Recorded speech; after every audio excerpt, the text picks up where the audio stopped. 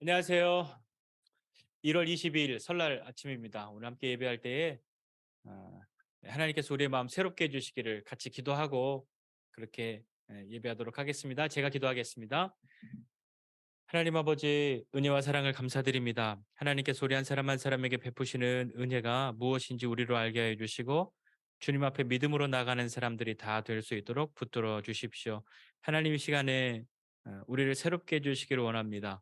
주님께서 이 예배 가운데 함께하여 주시기를 믿고 감사드리며 예수님의 이름으로 기도드립니다. 아멘. 같이 찬양하겠습니다. 주를 위한 이곳에 예배하는 자들 중에 그가 찾는 이 없어 주님께서 슬퍼하시네.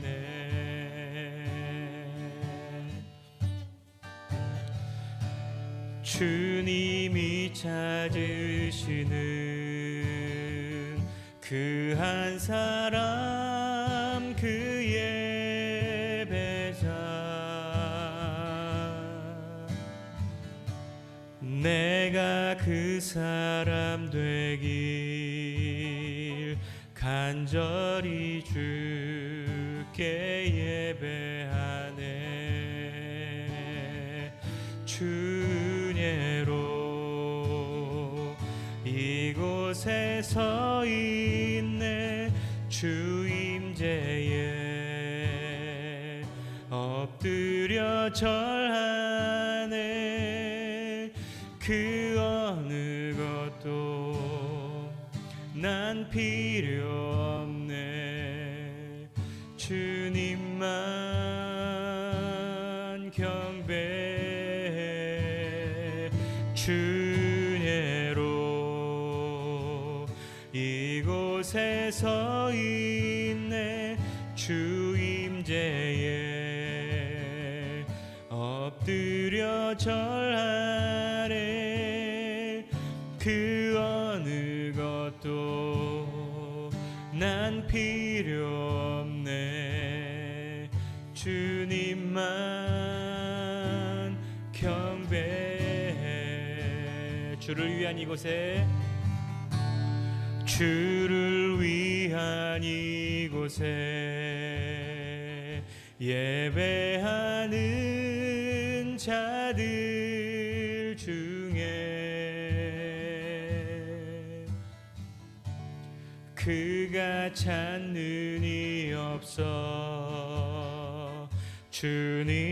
주님께서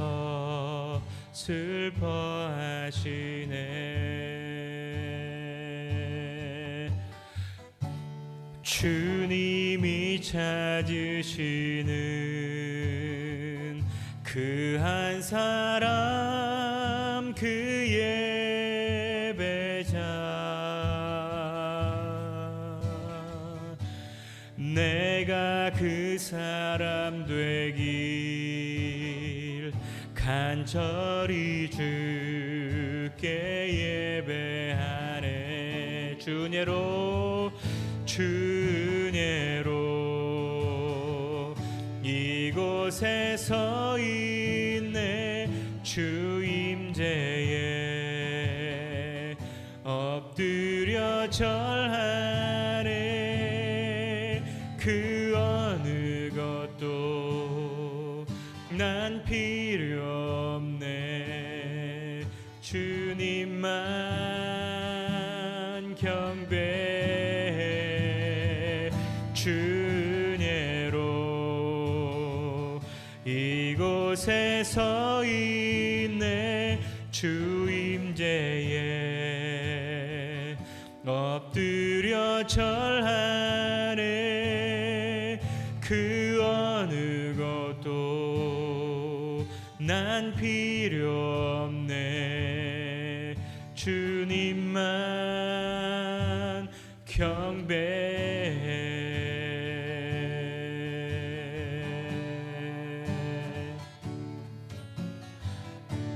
은혜 아니면 살아갈 수가 없네. 호흡마저도 다 주의 것이니 세상 평안과 위로 내게 없어도 예수, 오직 예수뿐이네.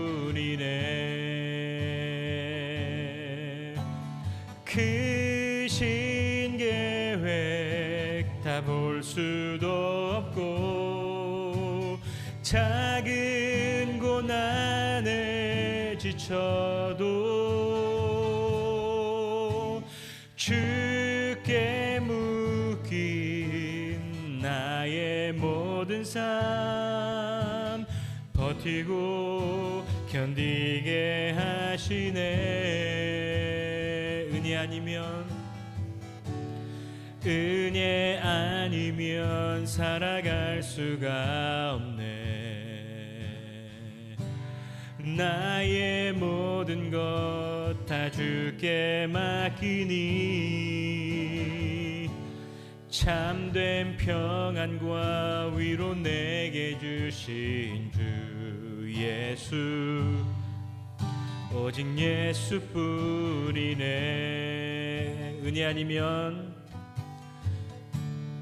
은혜 아니면 살아갈 수가 없네. 호흡마저도 다 주의 것이니 세상 평안과 위로 내게 없어도 예수, 오직 예수뿐이네. 크신 계획 다 볼 수도 없고 작은 고난에 지쳐도 주께 묶인 나의 모든 삶 버티고 견디게 하시네. 은혜 아니면 살아갈 수가 없네. 나의 모든 것 다 주께 맡기니 참된 평안과 위로 내게 주신 주 예수, 오직 예수뿐이네. 참된 평안과 위로 내게 주신 주 예수, 오직 예수뿐이네.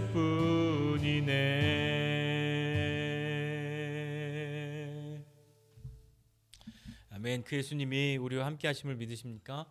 그 예수님이 오늘 이 시간에도 우리와 함께 하셔서 우리에게 은혜 베풀어 주시기를 다시 한번 바라면서 그 예수님 앞에 함께 나아가고 그 예수님 앞에 함께 사랑 고백하는 우리 모두가 되시지 않으시겠습니까? 같이 찬양하겠습니다.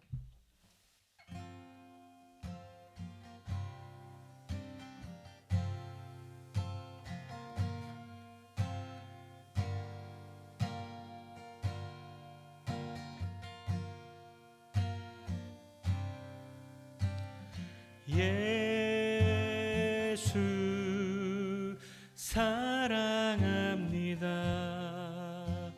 사랑합니다. 온 마음 다하여 오직 주님 한 분만 간절히 더 원합니다. 예수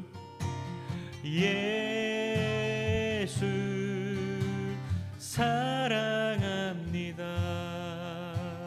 사랑합니다. 온 마음 다하여 오직 주님 한 분만 간절히 더 원합니다. 넘쳐나네 넘쳐나네 주를 향한 내 속에 갈망이 주님께로 날 이끌어 주소서 주님을 더 원합니다. 예수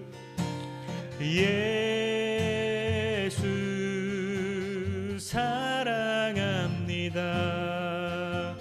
사랑합니다. 온 마음 다하여 오직 주님 한 분만 간절히 더 원합니다. 넘쳐나네 넘쳐나네 넘쳐나네 주를 향한 내 속에 갈망이 주님께로 날 이끌어 주소서 주님을 더 원함. 넘쳐나네 넘쳐나네 넘쳐나네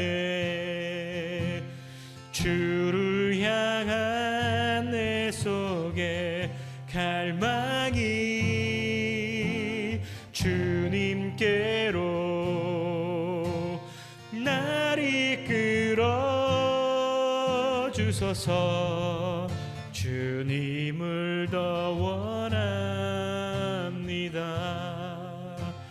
넘쳐나네 넘쳐나네 주를 향한 내 속에 갈망이 주님께로 날 이끌어 주소서 주님을 더 원합니다.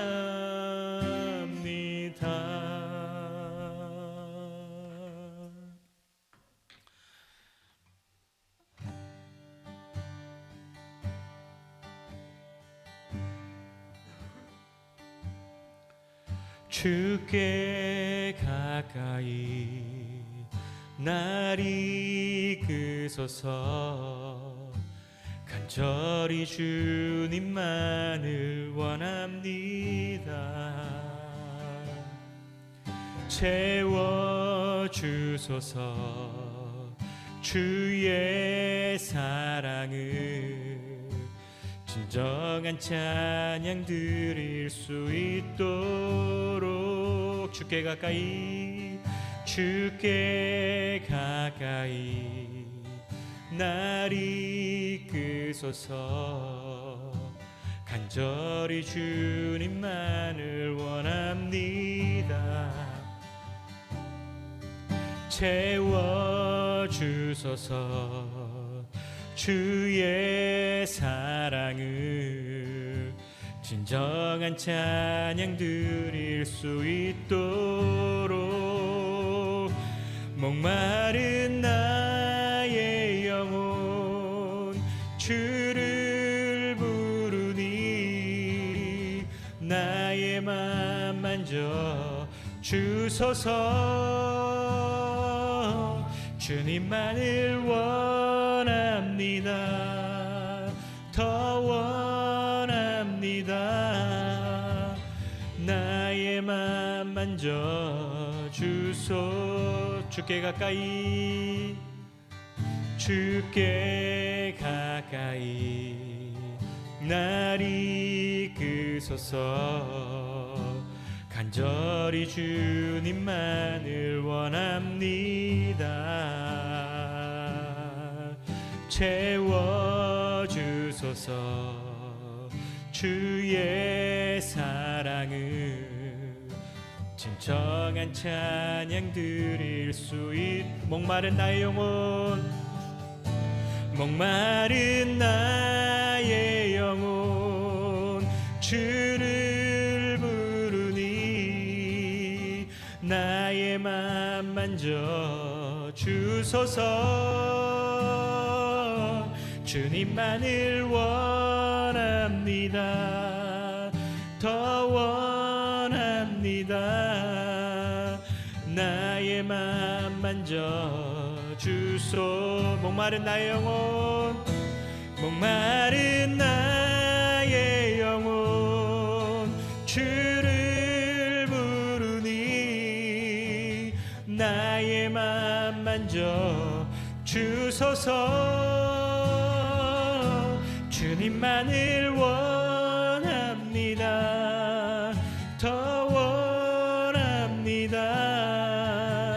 나의 맘 만져 주소. 목마른 나의 영혼, 목마른 나의 영혼 주를 부르니 나의 맘 만져 주소서.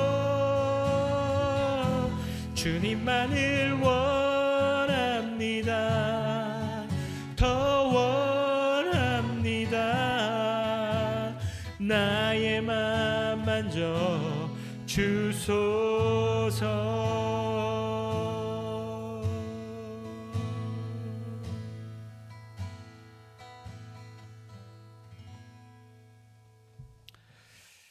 아멘. 하나님 아버지, 오늘 이 시간에 우리의 영혼을 만져주실 분이 주님 한 분이신 것을 고백하고, 이 설날 또 명절 아침에 함께 모여 예배하는 모든 가족들마다, 모든 지체들마다 주님 은혜를 더하여 주시기를 원합니다. 하나님 아버지, 오늘 이 시간에 주님의 은혜가 우리 한 사람 한 사람을 어루만져 주시기를 소원하고, 주님 앞에 다시 한번 우리의 마음이 새로워지는 은혜의 시간 될 수 있도록 주님 붙들어 주시옵소서. 감사드리고 예수님의 이름으로 기도드립니다. 아멘. 자, 이제 성경 봉독할 시간도 성경 봉독하겠습니다. 성경 봉독은 마태복음 2장 13절부터 23절인데 우지원 어린이가 성경 봉독해 주시겠습니다. 마태복음 2장 13절부터 23절 말씀입니다. 그들이 떠난 후에 주의 사자가 요셉에게 현몽하여 이르되 헤롯이 아기를 찾아 죽이려 하니 일어나 아기와 그의 어머니를 데리고 애굽으로 피하여 내가 내게 이르기까지 거기 있으라 하시니 요셉이 일어나서 밤에 아기와 그의 어머니를 데리고 애굽으로 떠나가 헤롯이 죽기까지 거기 있었으니 이는 주께서 선지자를 통하여 말씀하신 바 애굽으로부터 내 아들을 불렀다 함을 이루려 하심이라. 이에 헤롯이 박사들에게 속은 줄 알고 심히 노하여 사람을 보내어 베들레헴과 그 모든 지경 안에 있는 신의 아이를 박사들에게 자세히 알아본 그때를 기준하여 2살부터 그 아래로 다 죽이니 이에 선지자 예레미야를 통하여 말씀하신 바 라마에서 슬퍼하며 크게 통곡하는 소리가 들리니 라헬이 그 자식을 위하여 애곡하는 것이라. 그가 자식이 없으므로 위로받기를 거절하여 도다 함이 이루어졌느니라. 헤롯이 죽은 후에 주의 사자가 애굽에서 요셉에게 현몽하여 이르되 일어나 아기와 그의 어머니를 데리고 이스라엘 땅으로 가라. 아기의 목숨을 찾던 자들이 죽었느니라 하시니 요셉이 일어나 아기와 그의 어머니를 데리고 이스라엘 땅으로 들어가니라. 그러나 아켈라오가 그의 아버지 헤롯을 이어 유대의 임금됨을 듣고 거기로 가기를 무서워하더니 꿈에 지시하심을 받아 갈릴리 지방으로 떠나가 나사렛이란 동네에 가서 사니 이는 자로 하신 말씀을 나사렛 사람이라 칭하리라 하심을 이루려 함이러라. 아멘. 아멘. 감사합니다. 잠깐 기도하겠습니다. 다 같이 기도하겠습니다. 하나님 아버지의 은혜와 사랑을 감사드립니다. 하나님, 오늘 시간에 하나님 앞에 나와서 함께 예배하고 한 사람 한 사람이 주님 앞에 나아가면서 또 귀한 예물 드립니다. 드린 예물 가운데 하나님 은혜를 베풀어 주시고 믿음으로 드린 것이 단지 재정만 내어 드림이 아니라 우리에게 주신 모든 것이 주님께로부터 온 것임을 믿고 믿음으로 드리는 것이니 하나님 이 드리는 것들이 하나님 나라를 위하여 유익하게 잘 쓰여지고 흘러갈 수 있도록 은혜 베풀어 주시기를 원합니다.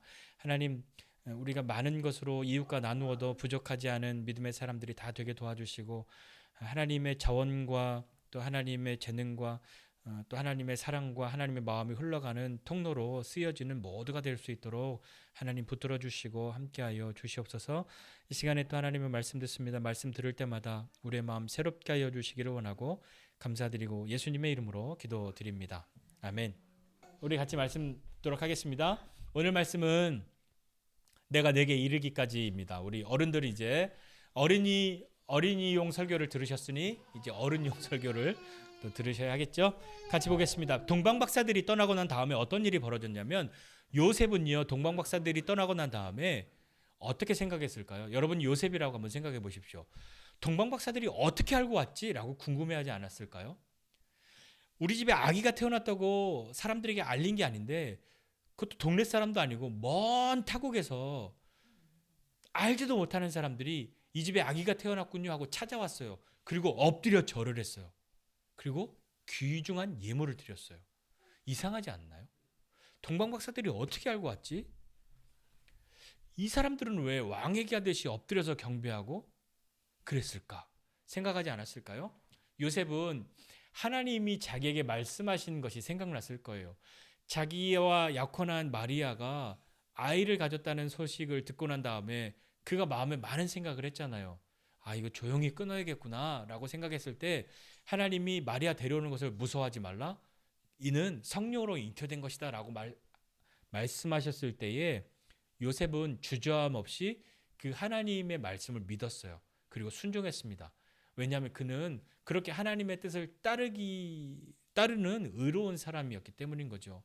의로움은 다른 것이 아니라 하나님의 뜻을 따르는 힘인 거죠.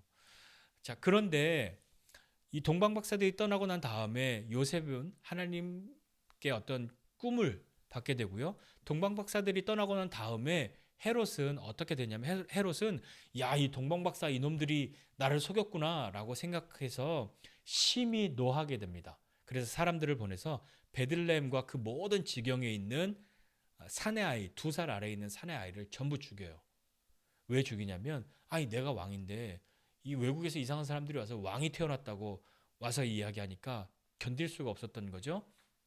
자, 꿈을 꿉니다. 요셉이 꿈을 꾸는데 어떻게 꿈을 꾸냐면 이렇게 헤롯이 죽이려고 하니까 일어나라, 얼른 일어나. 그리고 아기와 그의 어머니를 데리고 근데 여기서 성경 읽으면서 제가 물음표가 하나 생겼던 건 뭐였냐면 왜 아내라고 안 하지? 그 아기와 너의 아내 이렇게 말해야 되는데 아기와 그 어머니라고 표현하잖아요. 마태는.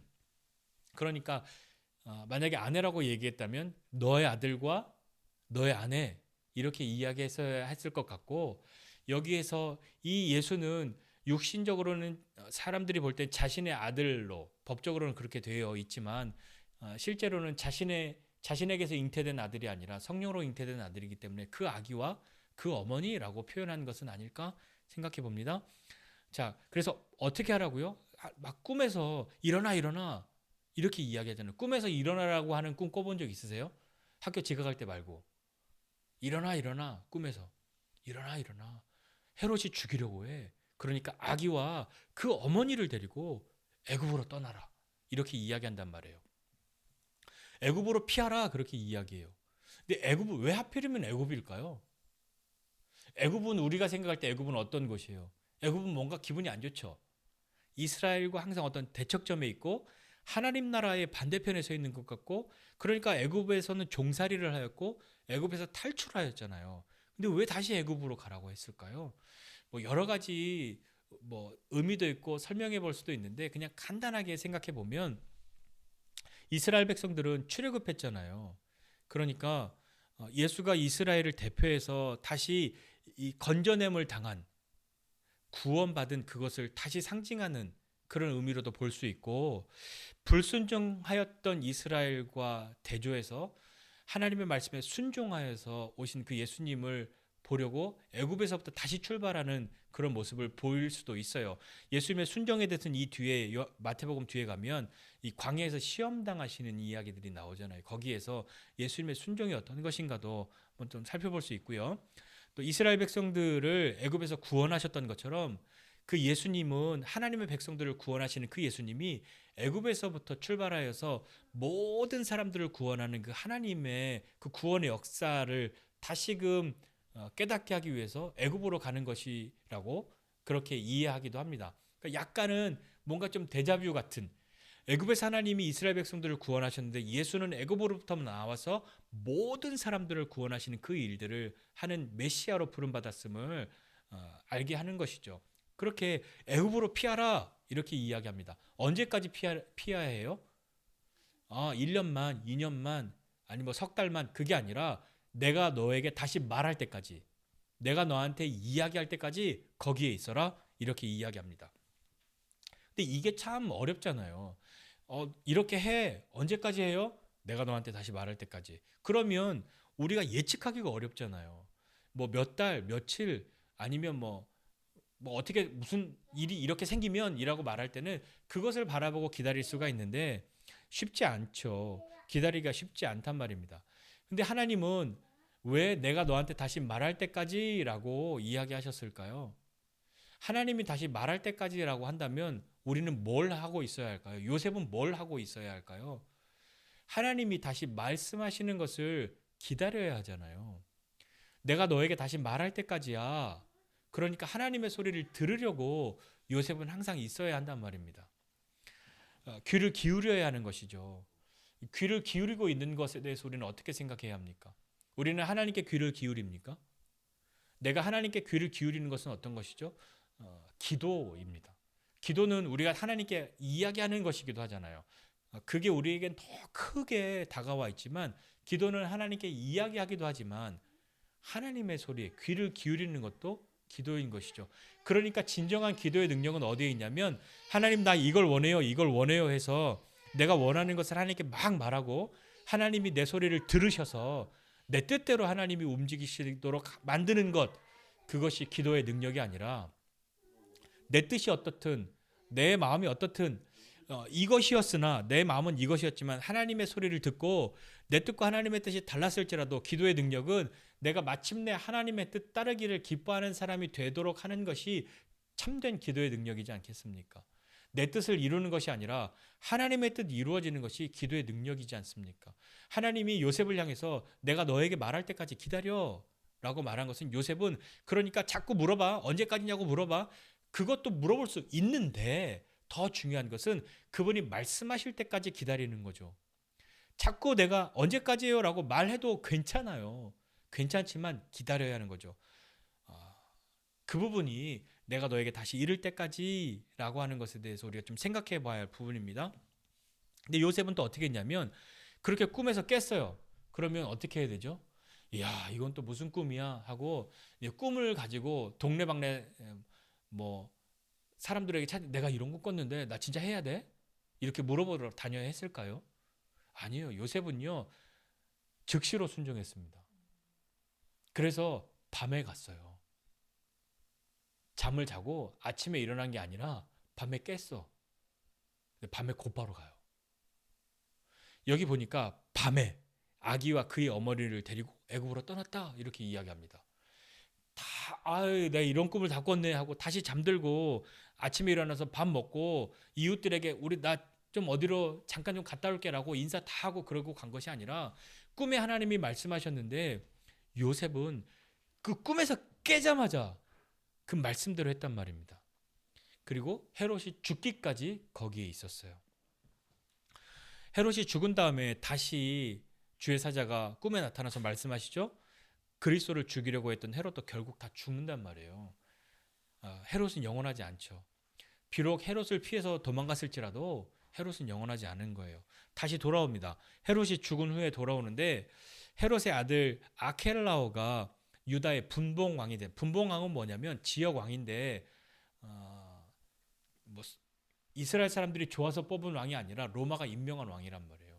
우리 뭐 총독이 있고 총독의 각 지역에 우리나라 예전에 우리 일제치하에 있을 때는 그렇게 지역마다 다스리는 사람이 있었던 것처럼 그렇게 분봉왕, 이 유다의 분봉왕은 아켈라오였어요. 근데 아켈라오는 헤롯의 아들이잖아요. 그러니까 요셉이 마음에 좀 무서웠던 거예요. 헤롯을 피해서 도망갔는데 헤롯의 아들이 여전히 있으니까 마음이 무서웠죠. 그러니까 다시 꿈으로 말씀하시기를 갈릴리로 가라 이렇게 말씀하시고 요셉은 갈릴리 그것도 나사렛으로 갑니다. 갈릴리의 분봉왕은 안티바스가 다른 왕이 다스리고 있었거든요. 그런데 나사렛은요 요셉과 마리아가 이전에 지냈던 동네란 말이에요. 누가복음 1장에 보면 거기에서 낳잖아요. 왕이신 예수님 그분은 이 나사렛 이곳에 갔죠. 나사렛은 어떤 동네였냐면 사람들이 생각할 때 나사렛은요 되게 천하고 비천하고 좀 이렇게 무시당하는 그런 동네예요. 나중에 예수님이 전국적으로 막 유명해졌을 때, 야, 그거 예수 어디 출신이야? 라고 물어봤을 때, 나사렛 출신이에요. 라고 말하니까 사람들이 이야기하잖아요. 야, 무슨 나사렛에서 인물이 나올 수 있어? 그 말도 안 되는 소리야. 그렇게 취급할 정도로 나사렛은 비천하고 그렇게 무시당하는 곳이었단 말이에요. 왕이신 예수님, 그분이 비천한 취급을 당하는 나사렛 사람이 되셨단 말입니다. 사람들은 예수를 왕으로 모시지 않았죠.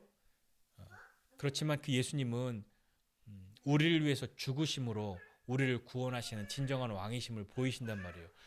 헤롯은 왕이지만 자기가 살려고 다른 아기들을 다 죽였지만 예수님은 자신을 내어주심으로 모든 사람을 살리는 참된 왕의 모습을 보여주셨는데 그 왕은 왕궁에 계시지 않았어요. 사람들이 무시하는, 사람들이 귀하게 여기지 않는 나사렛에 계셨단 말입니다. 그런데 이 모든 것을 살펴보면 오늘 읽은 본문에 보니까 말씀을 이루려 합니다라고 3번이나 이야기해요.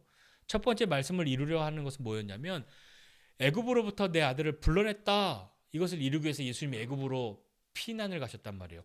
호세아서 11장 1절에 이렇게 기록되어 있어요. 그리고 두 번째는 라마에서 슬퍼하며 크게 통곡하는 소리가 들리니 라헬이 그 자식을 위하여 애곡하는 것이다. 그가 자식이 없으므로 위로받기를 거절하였도다. 이 말을 이루려 합니다. 라고 이야기했는데 이 예레미야 31장 15절에 있는 말씀입니다. 이 라마, 이 라헬 이런 거 보면 어떻게 되냐면요. 이 베들레헴의 아기들이 다 죽었을 때 이렇게 마태가 이야기하잖아요. 베들레헴의 그 사방에 있는 아기들 2살 아래에 있는 아기들이 모조리 죽임을 당했다. 살해당했단 말이에요.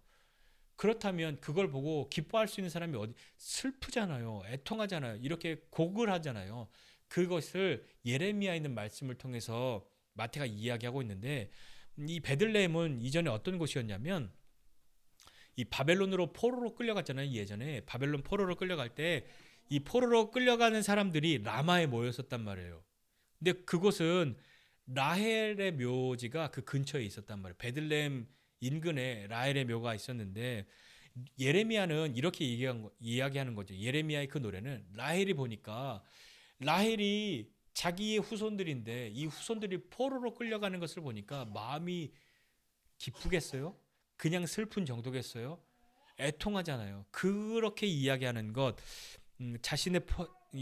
자기의 자손들이 포로로 끌려가는 것을 보면서 애통하는 것을 상상해서 예레미야가 노래했던 것인데 마태는 그것을 생각하면서 헤롯에 의해서 죽임당한 아이들을 애통하는 그 말씀을 인용하고 있는 거죠. 그리고 마지막에 나사렛 사람이다라고 칭하리라 하심을 이루려 합니다라고 이야기했는데 사실 그분은 나사렛 사람이다라고 하는 그 뭐 직접적인 그런 인용을 할 수 있는 구약에 똑같은 표현은 없는 것 같아요. 그런데 많은 사람들이 생각하기를 뭐 이사야 11장 1절이나 사사기 13장 5절 이런 것들을 가지고 추정해서 이렇게 생각할 수 있는데 뭐 이걸 꼭 그렇게 똑같은 표현이라고 확정할 수는 없죠. 다만 당시에 유대인들 사이에서는 나사렛에 대한 어떤 예언이 있었단 말이에요. 그래서 예수님이 태어났을 여러 표현들인데 마태가 아마 나사렛 사람이라고 하는 그 비천한 사람, 낮은 사람, 나사렛에서 무슨 선한 게 나겠어라고 했던 그런 것들을 마태가 당시에 사람들이 가지고 있었던 그 성경에 대한 그 예언에 대한 그 마음들을 표현하려고 이렇게 기록한 것 같습니다. 자, 그런데 우리는 오늘 이 말씀을 좀 생각해 보고 싶은 것이 있는데요. 내가 너에게 이르기까지, 내가 너에게 다시 말할 때까지라고 하는 것을 좀 생각해 보고 싶습니다. 우리는 하나님의 뜻을 알기 위해서 어떻게 하죠? 하나님의 뜻을 어떻게 합니까? 하나님이 이야기해 주시면 이게 내 뜻이야 이렇게만 이야기하시면 하나님의 뜻을 알잖아요. 그런데 만약에 우리가 어떻든지 간에 이렇게 하는 것이 이것이 하나님의 뜻이다라고 생각한다면 그래요. 좋아요. 내가 하나님의 뜻은 알겠어요. 그런데 하나님 그거 언제까지 기다려요? 하나님 나한테 그렇게 해주시겠다는 것은 알겠어요. 또 언제까지 기다려요? 언제 그렇게 해주실 거예요? 왜 내 마음대로 내 뜻대로 내 계획대로 하면 안 되는 거예요? 내 시간표에 좀 맞춰주시면 안 돼요? 우리는 그렇게 이야기합니다. 여러분도 그렇게 이야기해 본 적 없으십니까? 왜 맨날 하나님 뜻대로만 하냐고. 나 이렇게 하고 싶은데 하나님 내 뜻에 좀 맞춰주면 안 되냐고. 하나님의 뜻은 알겠는데 그래 좋다고 근데 이렇게 해주면 안 되냐고. 하나님의 말씀을 들은 사람들은요 함부로 하지 않습니다. 무슨 의미냐면 하나님의 말씀을 들은 사람들은 하나님이 기뻐하시지 않는 것을 또 하나님이 아파하시는 것을 나는 기뻐하고 나는 아프지 않아 라고 하기가 어렵죠. 하나님의 말씀을 들었지만 그 하나님의 말씀을 어떻게 듣느냐가 좀 다르단 말입니다. 그럼 하나님은 왜 하나님 뜻을 알려주시고 하나님 말씀하셨고 특별히 기다려라고 말씀하시는데 그러면 그 기다리는 동안에 뭐 하시려고 우리 보고 기다리라고 하실까요? 내가 너한테 다시 말할 때까지 그때까지 거기에 있어. 내가 너에게 다시 말할 때까지 거기에 있어. 그때까지 기다려. 그때까지 움직이지 마. 그때까지 네 마음대로 하지 마. 가고 싶은 대로 가지 마. 왜 그렇게 하실까요? 우리는 약속한 그 일이나 그 사건 그 자체만을 고대하고 있지만 하나님은 그 약속을 이루어 가시는 과정 속에서 하나님이 만드시고자 하시는 것이 있단 말이에요. 우리는 무엇인가 보여주신 것, 말씀하신 것, 그 결과, 끝에 대한 것만 가지고 있어요. 자, 우리 아이들에게도 그렇게 이야기하죠. 이거 다 만들면 줄게. 이거 맛있는 거 먹을 수 있게 해줄게. 그러면 우리의 생각은 온통 저 맛있는 거 먹는 거예요. 그것에만 관심이 있단 말이에요. 그러니까 언제 먹냐고. 내가 지금 배가 부른지 배가 고픈지 저 음식이 나와 맞는지 안 맞는지도 전혀 고려하지 않은 채 그거 얘기했으니까 그거 언제 먹지? 그것에만 관심이 있지만 엄마는 그것을 만들면서 이 아이가 싫어하는 것도 넣고 좋아하는 것도 넣고 하면서 무엇인가 계획하고 있는 것이 있잖아요. 이전에는 약속의 결과만을 중요시하던 사람에서 그 약속이 이루어지는 것을 경험하고 그 약속을 통해서 그것을 경험하는 시간을 통해서 약속의 결과와는 상관없이 그 약속이 내가 바라던 것이든 원했던 것이든 그것만을 바라던 사람이 그 약속이 이루어짐과 또 이루어지지 않음 그 약속의 결과랑은 상관없이 하나님을 신뢰할 수 있는 사람이 되는 그 시간이 우리에게 기다림의 시간이지 않을까요? 하나님의 계획은 크고 놀라우시죠. 때로는 내가 상상할 수 없을 만큼 그렇게 될 수도 있고요. 반대로 내 마음의 소원과는 다르게 되게 초라하게 하나님이 주시는 것만 같을 때도 있단 말입니다. 그러나 우리 인생 가운데서 내가 아니라 하나님이 빛나심을 경험하는 것을 진정으로 기뻐하는 사람, 그런 사람이 되는 것이 하나님이 말씀하실 때까지 거기에 있어야 할 때 경험해야 하는 것이 아니겠습니까? 하나님은 그것을 이루기 위해서 우리를 찾아오시죠. 하나님은 무엇인가 이루기 위해서 우리를 향해 오신단 말입니다. 그래서 내가 너에게 말할 때까지라고 하는 것은 내가 반드시 너를 찾아갈 것이다. 내가 반드시 너를 만날 것이다. 너는 잊혀진 존재가 아니야. 너는 버려진 존재가 아니야 라는 거예요. 하나님은 우리를 잊거나 우리를 버리신 적이 있으실까요? 어떻게 생각하십니까? 하나님은 그러신 적이 없죠. 다만 우리가 한눈을 좀 팔다가 길을 잃어버렸던 것뿐이죠. 내 시야에 그분이 계시지 않은 것만 같아서 놀라고 두렵고 겁났던 것이지, 우리는 여전히 그분의 인도하심과 이끄심 가운데 있단 말입니다. 하나님의 사랑은 절대로 변하거나 사라지지 않죠. 이것이 우리에게 주신 가장 큰 은혜 아닙니까? 하나님은 우리를 아신단 말이에요. 자, 예수님을 보세요. 예수님은 애굽으로 피난을 가셨죠. 왜 피난을 가셨습니까? 헤롯의 힘 때문에 약한 존재여서 피난 가셨잖아요. 우리는 예수님이 절대 약한 존재라고 생각하지 않아요. 근데 예수님이 피난을 가셨단 말이에요.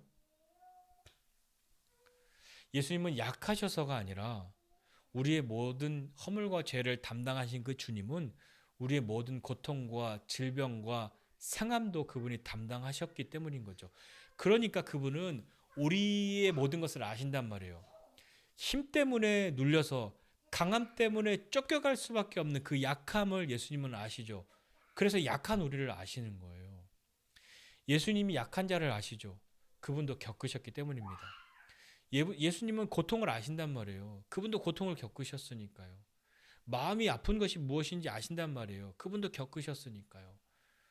예수님도 애굽으로 쫓겨가셨고 피난 가셨단 말이에요. 다시 왔는데 유대 땅에 살기가 겁나서 요셉이 그걸 겁내서 또 갈릴리로 나사렛으로 예수님이 가셔서 그 나사렛 사람이라고 하는 그런 부름, 나사렛 사람이라고 칭함받기 위해서 거기에 계셔야만 했는데, 그것은 우리는 다 알 수 없지만 하나님은 하나님의 뜻을 이루어 가시는 과정이었잖아요.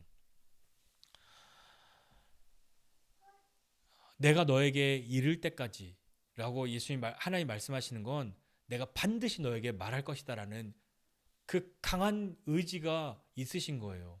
내가 너에게 말할 때까지 거기에 있어라고 하는 건 그렇게 말해놓고 도망가는 게 아니라 반드시 너에게 말할 것이다. 그러한 강력한 의지를 하나님이 갖고 계시다는 것을 우리는 알아야 합니다. 이것이 하나님이 요셉을 향해서 말씀하신 것뿐만 아니라 우리를 향해서도 말씀하고 계시는 것이죠. 하나님이 다시 말씀하시는 그때마저도 내가 정해놓고 내가 정한 대로 하나님이 움직이셔야 하나님 나를 사랑하시는 것이라고 그렇게 말하지 말자고요. 하나님 내가 다시 말할게. 그러니까 하나님 언제 말할 거냐고요. 언제 말할 거냐고요. 오늘까지 말 안 해주면 하나님 다시 사랑하지 않는 거예요. 라고 내가 그렇게 정해놓고 그렇게 하나님을 협박하지 말자고요. 잘 기다리고 다시 말씀하시는 그때까지 멋지게 살고 싶습니다. 잘 기다리는 것은 궁금한데 참고 말하지 않는 것이 아니라 그분이 반드시 말씀하시라는 것을 믿고 기다리는 거죠. 그때 하나님 언제예요? 라고 우리는 말할 수 있어요. 말할 수밖에 없다고요. 그렇지만 그렇게 말할지라도 하나님 답하지 않으시면 나를 사랑하시지 않는 거예요 라고 하나님을 협박하지 말라고요. 말할 수 있어요. 언제냐고. 언제까지 있어야 하냐고. 내가 애굽에 언제까지 있어야 하냐고 말할 수 있단 말입니다. 그러나 하나님의 답은 항상 같습니다. 내가 너에게 말할 때까지. 그러니까 여기서 중요한 건 뭐냐면 말씀하시면 들을 수 있어야 하는 거잖아요. 내가 너에게 편지를 보낼 때까지. 그러면 읽어야 되는 건데 내가 너에게 말할 때까지였단 말이에요. 그러니까 하나님의 소리를 들어야 하는 거죠. 우리는 어떻게 하나님의 소리를 듣냐고요.